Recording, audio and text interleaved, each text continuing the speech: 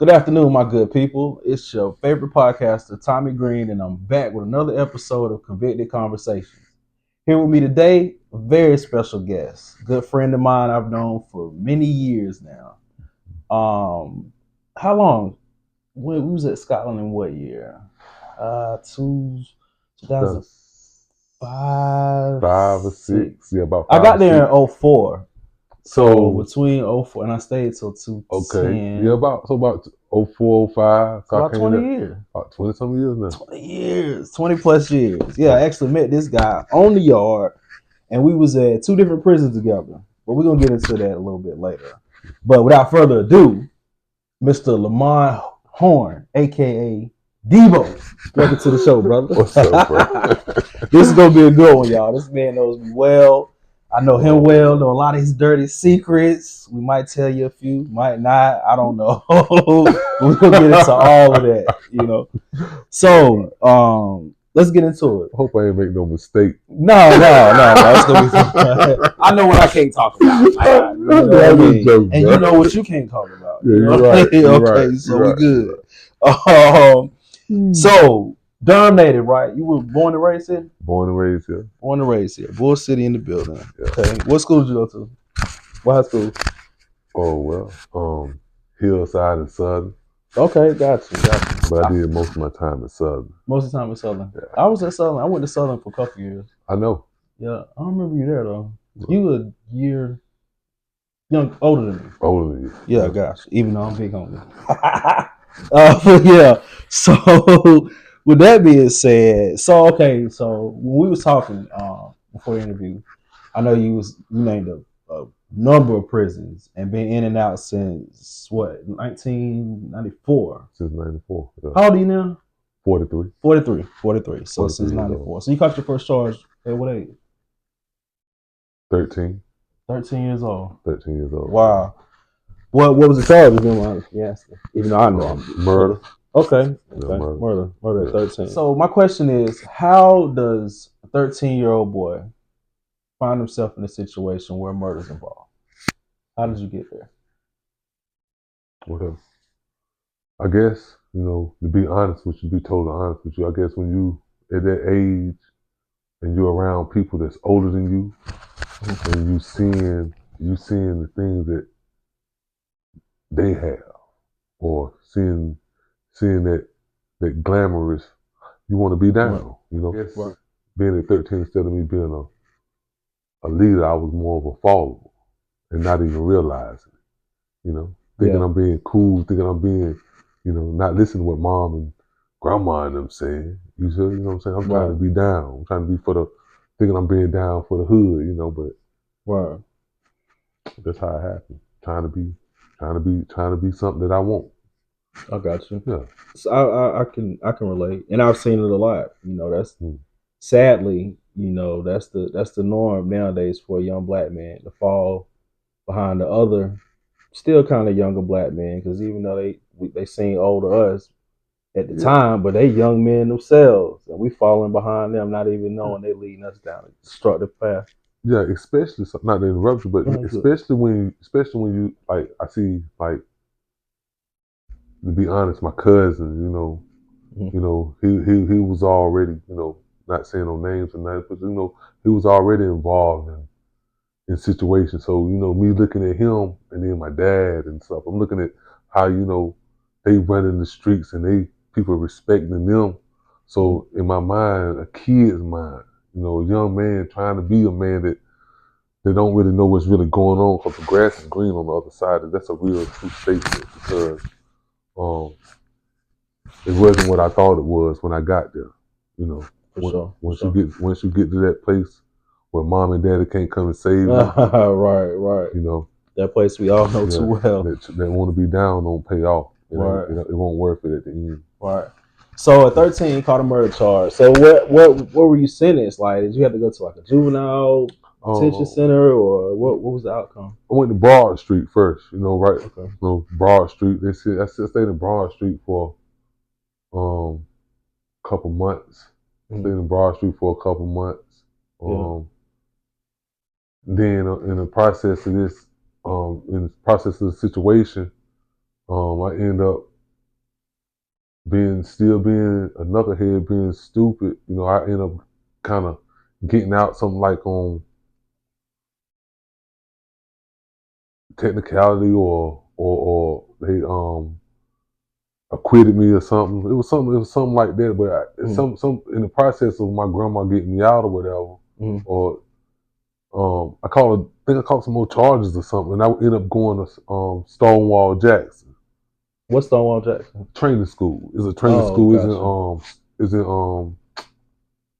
Concord, North Carolina. Gotcha. Okay. Yeah. So Wow. Okay. So that's how I was at Stonewall Jackson for a while, and that's when I, got my GED and I went to I ended up going to college. A lot of people don't know that. I ended up going to Bible Scotia. It's a black college up in Concord, North Carolina. Yeah, I've heard of it. Okay. Yeah. I was working at Whataburger. Wow. Yeah, I was young working there, and I was playing basketball and stuff, you know what I'm saying? Okay, wow. You know how my basketball game is. Yeah, I vaguely remember it a little bit. Yeah. You was the man. Yeah. Won a couple dollars off betting on you too. Yeah. Yeah. I'm still nice like that too. Okay, yeah. I ain't too bad myself still. I know you had a little game, a little jump shot. Yeah, a little something. Yeah. But so after that, trading school, like what was your life like then? Did you stay out of prison? Did you go back? There's a lot of back and forth. Like, how did that go? Well, I never was one of them. Like when I was locked up, I was never one of them type of guys, like doing like short bids, like stay for 30 days and get out and go back. Every time I went, it was for some lengthy times. It wasn't for no slap on the wrist. I think the shortest time I ever did was I think I caught a if I vaguely remember, I caught a charge at Southern. Oh wow! Common law robbery in the bathroom. Wow. Yeah. At first it was a misdemeanor. That was the first time I ever went to jail and got straight out. Nobody. I ain't have. My grandma would have probably came and get me, but she didn't do that. You know what I'm saying? But if somebody, just because I took $1 from them, they gave me a daggone felony. Wow. Yeah, back then, there was on some. Yeah, Southern was different, man. Yeah, I actually caught a bogus charge. Word up. Yeah, I don't even want to get into it. That's a whole nother story, a whole nother time. But yeah, I caught a crazy charge. Yeah, that was the first time I went to jail and got out. Yeah. Yeah, the county. Gotcha. Yeah. So fast forward a little bit. Now we met at Scotland. That was when me and you first met, right? Scotland. What were you doing? What bid was that for? How long had you been down when we met at Scotland? When we met at Scotland, I was that was the last bid. That's when I caught the murder charge out there in Bradtown. Gotcha. And so I remember you telling me about that, right? And you actually the second guest that I've ever interviewed that caught time while they was inside already. But yours is a lot more serious or whatever. So tell us about that. Like, what bid was you already doing, and how did you end up catching another charge? Oh yeah, I was already doing 77 to 102 months. I was at Guest Road, doing home passes and stuff, and I put myself in a situation where I didn't have to be in a situation, because a lot of people were saying that, the reason why the boy was hurt was because over some money that was supposedly lost, but the truth be told, that wasn't really the situation at all, somebody's sister got raped, Oh wow. And people tend to make up their own stories and believe in their head that to try to make a person look good when in all actuality they really evil. Gotcha. The feeling that everybody has if something bad happened to somebody in in their family, a loved one. Right. You know, your first feeling is to be mad at this man, you know, be angry at this man, hate this man for what he done, but what about what they done? You know, you don't look at that, but you feel like, oh, it wasn't justifiable. But if the same situation was to happen to somebody in your family, and the tables was turned, what would have done? Right. You know, so you know, that's a question that a lot of people have to ask themselves. You know, it's like it ain't always, you know what I'm saying, what you think it is, you know.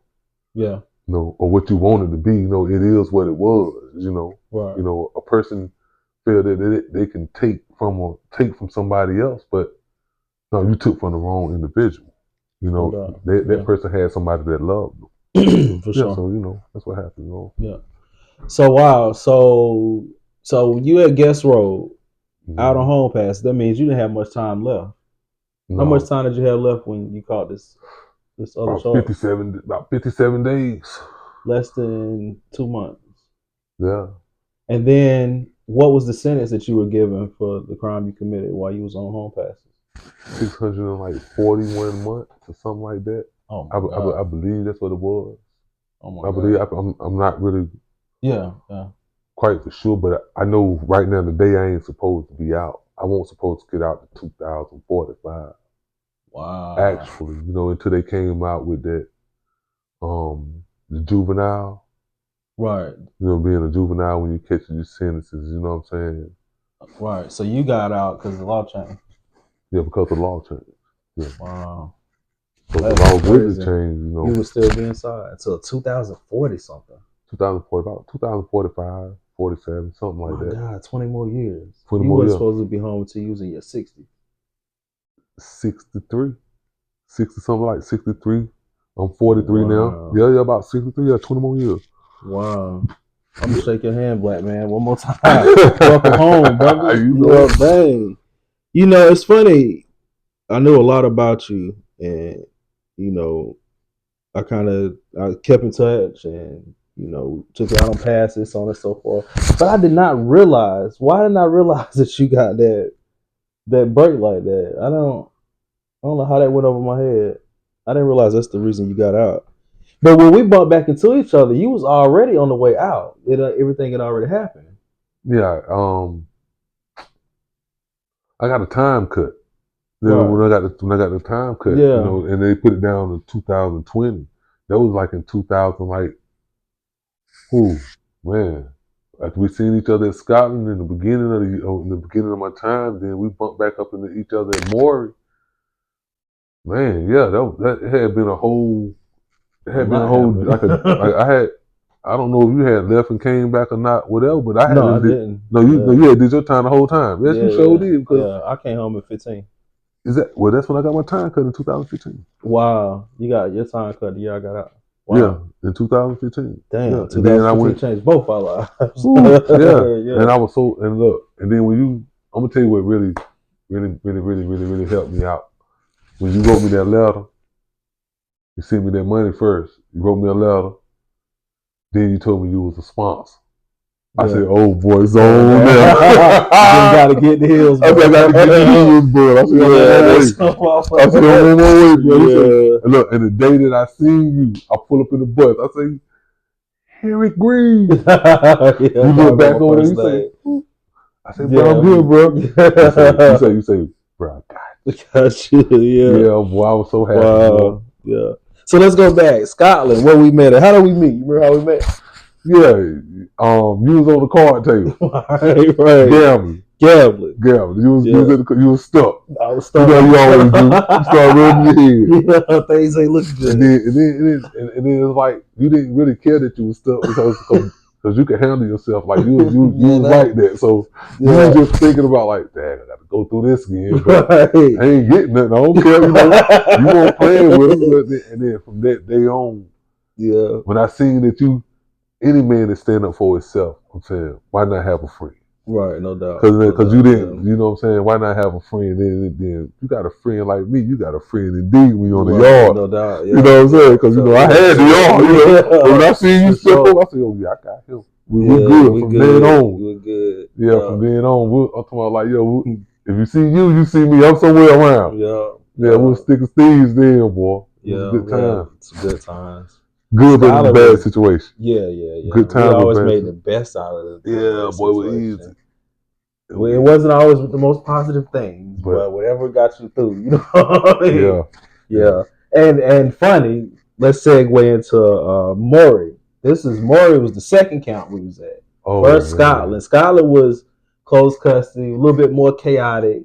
Some guys could move how they wanted to. Tense. It was a little more tense. Yeah, it was a little more. Yeah, the stakes were definitely higher. Right. You could cut tension with a knife. You know, with a thin knife. Everything was always drunk. Right. Something was always going on. Yeah. Lost a lot of good people there too. Yeah, a lot of people died while we was there. Yeah. That's the thing about any prison, really, man. Some people literally don't make it out. Don't make it out. I mean? So it's always a blessing to be on this side. All the things we'd have heard while we laying on the bunk. Yep. Some we could go to sleep. Some people don't understand. Like some people don't get the luxury of sleeping peaceful in prison. Right, that part too. You know, like we that was. Yeah. We was good, but like some people we knew that like like Fort Knox or one of them guys get close to him. It's over for you. You know? Yeah, that's how Scotland was, man. Go hard or go home. Go harder, boy. What you talking about? Yeah. Go hard and not go home. You better go hard, because if you don't go hard, you ain't making it home. Yeah. So okay, now the Maury is when I think things really got the most interesting. That's where you got a little bit more freedom, and because Maury is minimum custody, medium, right? Medium and close. Yeah. Close was on. Well, you know, some close people worked with us because they were still doing good, but if they messed up, they couldn't get back in the kitchen. Mm-hmm. You know, that was a lot of them guys, Thug and them. You know, right? I ain't heard that name in a while. Yeah, you know, his little light skin with the glasses, the short, thought he was a little bitch. Oh wow! Oh my God! No, hey, this. Oh, okay, be free on here, but we free. You can say what you want. But look, the one thing I tell people about Maury, you know, and one of the things I always remember as far as dealing with you at Maury is how we had the kitchen block on lock. You know, this guy was the head diet cook, then got me on as the assistant diet cook. Yes. And it was game time. Literally game time. Whoa. You know. Life came easy, man. So let's talk about that. What was the most interesting thing you think you saw or did while we was at Maury? Well, I would say, baby, forgive me.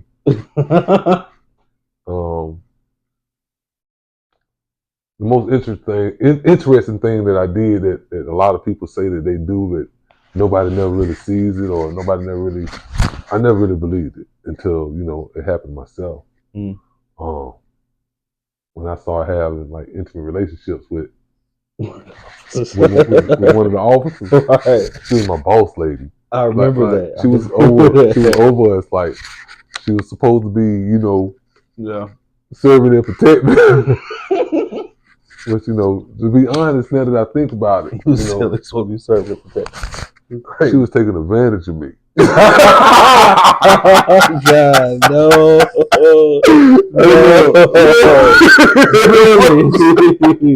Really? Look, no, but seriously though, you know, on a real note though, like sometimes, like it took me a while, like I tell like people, like me and you was thick as thieves, and it took me a while to open that door to let you know that, bruh, like this is what happened, but today I need you to do this for me so I can go ahead and do this. You just told yourself to. That's why he told me, y'all. He needed a lookout. That's the only reason I even knew. Yeah, for this particular day, I needed a lookout. Right. So there was a lot going on. Yeah, you know but you had to get right. I had to get right. Oh my God. And plus, like I said, like I told you, I feel now that I was taken advantage of because I say that because the only reason why I asked you to look out was because she forced me to ask you that. I didn't want to ask. Oh wow! She wanted to because yes, she wanted to feel more comfortable. Exactly. Gotcha. So and wow. that's what and that's what started. That's why she was so extra nice to you. Oh, like that's why anything you asked, even if she wanted to say no, she said yes. Oh, I already knew that. I played that since. I know you did. Yes, I know I you took did. advantage. I know you did. I already knew I was a favorite because I was the lookout. Yeah, that's why she used to end call on us. that. That's why she used to call us her aces. Yeah, I remember that too. Yeah, she used to Right. call us her aces and Got stuff. you. You know what I'm saying? Got But yeah, you. But we had the kitchen clicking though. We did what we were supposed to do too. Yeah, we did what we were supposed to do. On top of trafficking food. Yeah, all and you know, even when you was like on your lazy stuff, like you don't want to come to work, you just want to go out there and smoke. Right. You had a little attitude. I had a habit back then. Yeah, you don't do it now, but you know. Yeah, anything to get by back then. Yeah, you had to do what to do. You know what I'm saying? That's why we still look young. Yeah, absolutely. You know what I'm saying? Yeah. You know, that's why you know we still look young. We ain't have to do what a lot of dudes do to survive in prison. No doubt. Yeah. You know. So if anything, you know, I thank God, you know, for putting me in a position where I didn't have to do a little things for some change. Yeah, I'm just being honest, keep it real. A lot of guys had to do some strange things for some change. Yeah. You know, and I want one of them guys. You know what I'm saying? Like you couldn't put Lamont Horn name in no kind of fuckery, Tommy Green, no kind of Tommy Green, and no kind of fuckery, in no which way, form, or fashion. You know. No doubt. And if you did put my name in some fucking, it was because you was jealous. Yeah. It wasn't because I did nothing to you per se. It was because I beat up one of your homeboys and you still feeling some type of way. You know, like I was told, a lot too. You know, like a lot of guys, you know, they don't want to be real with it. You know, the truth is, like, you know, if you ain't only the strong surviving. Yeah, for sure. For sure. The weak at heart cannot survive in prison. Yeah. And no kind of the inkling of weakness, it gets exploited. You'll be exploited. Yeah. So anyways, so altogether, how many years did you do inside? 28 years. 28. Oh wow. I'm 43 years old. Yeah, that's it. Yeah. Yeah. Absolutely right. I'm 43 years old. Yeah. I did 28 years in prison. So wow. But on another better note, what has life been like since you've been home? Tell us about the things that who has Lamont Horn been since he's been home? Oh shoot, man. And that was since 2020. Right, I've been home since 2020. 2020. Oh man, what you talking about? I didn't been work. I got out October 15th. I started working October 17th. I ain't start working yet. Word. Yeah, you know, I ain't saying I work, like, you know what I'm saying? What I mean is I've been consistently being able to pay my bills or live comfortably. You know, it ain't hard as people say it is, you know. You've been off in this field too, right? Peer support and re-entry. I got my peer support. I'm a peer support specialist. I done got my rap. I was with you. You started me. You helped me with the switch. Yeah. So since I transition, you see the plug, y'all. yeah, he is the plug. You know, yeah. You started me off. You saw. As a matter of fact, Swit, you, Melka. That's my business partner, Will, by the way. Yeah, Will. Scott Soul. That's a friend. You know, all. You know what I'm saying. Y'all help my transformation and my re-entry back into society. You know, y'all was a big part of that. You know, I just can't give it all to, you know, one set of individuals or one group of people. No doubt. I can say that, you know, in life they say you got to build your foundation from the ground up. The only way your house is going to be strong. So I can say y'all was part of my foundation. No doubt. To help me be strong as I am now, you know. No doubt.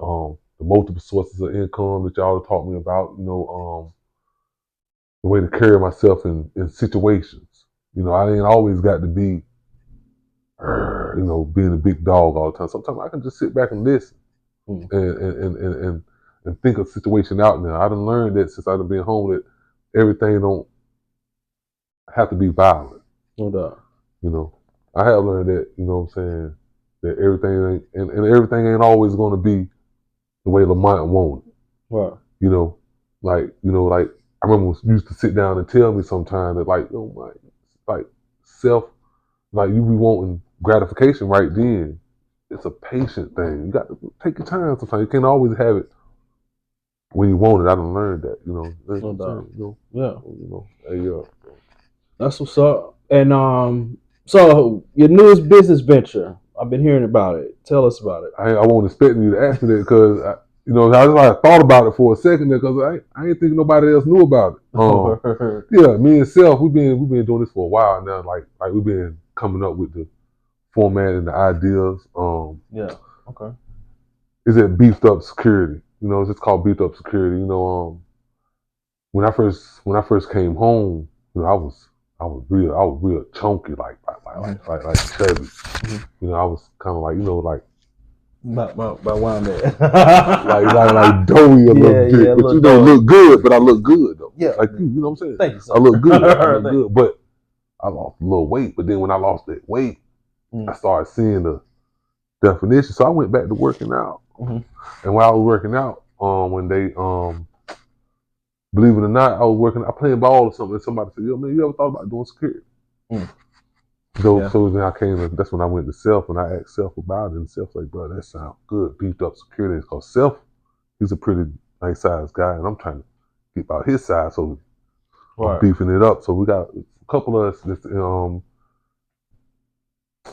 to, you know what I'm saying, go ahead and take this by storm. We're gonna do celebrities, personal security,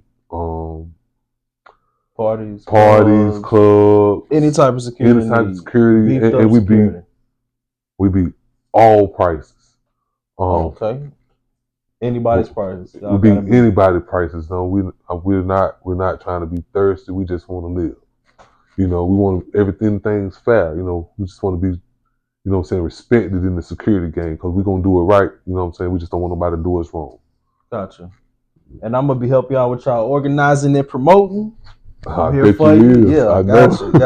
Yeah, because I'm going to check too. No. But anyways, so how can the people get in touch with you to get your services? They can check me out on IG. Okay, what's your IG? Beefed Up _up _security. Gotcha. So you said beefed _up _security. That's on IG. Yeah, that's on IG. That's the best way to get in touch with me. Okay. What about an email? My email address is debobeefedup@gmail.com. Gotcha. And any kind of bookings, no matter the time, no matter the place, we'll get there. You know what I'm saying? After we have a conversation, we'll get there and we'll let you know if it's a go or not. Sounds good. Beefed Up Security. Sounds good. I like the name too. Boy, it's a dope name. Beefed Up Security. Beefed Up. So you got to be a big dude to be on the security team. Oh, got you. Yeah. Everybody beefed up on Beefed Up Security. Yeah, everybody beefed up. Yeah, that's what's up. I like that. You know, I like that. Everybody's gonna be, you know what I'm saying, eye catching. It ain't gonna be no, you know what I'm saying. No little so that people gonna definitely know security's in the building. Yeah, and they don't play. Yeah, we ain't playing with straight from the yard. Yeah, straight from the yard. Yes, sir. All right, y'all. Look, man, I really appreciate you doing the show for us. Again, Beefed Up Security. You can catch them on IG, beefed _up _security. And you can always hit me. I can definitely get in touch with y'all. I can definitely navigate some contracts your way if you need me to do that and all that good stuff. That's what a manager's supposed to do. Absolutely. I appreciate that. I got me a new job, y'all. You heard it here first. That's what a manager's supposed to do. Yeah, and as always, y'all know the motto, as long as you're breathing, you got another chance to right all your wrongs. Check us out on successwhileinTransition.org. Hit like and subscribe at the bottom. The show is always popping. Convicted Conversations on my new channel, 919 Legend. Peace, people.